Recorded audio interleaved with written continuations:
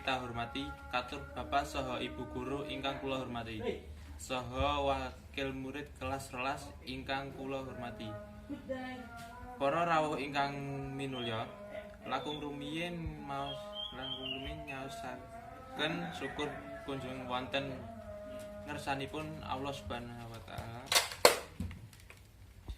Bilih ing wekdal menika kita sedaya keparing wilujeng bilih wonten pambung para rawuh ingkang mulya. Keparing matur bilih kula wonten mriki minangkani pranata dicara perpisahan kelas 12 SMA Negeri Setunggal Salaman bilih rentaman adicara inggih menika pembuka. Setunggal sambutan kepala sekolah. Kalih sambutan wakil kelas 12. 3. Hiburan. Sekawan sambutan ketua OSIS. Gangsal ingkang kita hormati, adicara sampun paripurna. Monggo kita pungkasani kalian waosan hamdalah. Wassalamualaikum warahmatullahi wabarakatuh.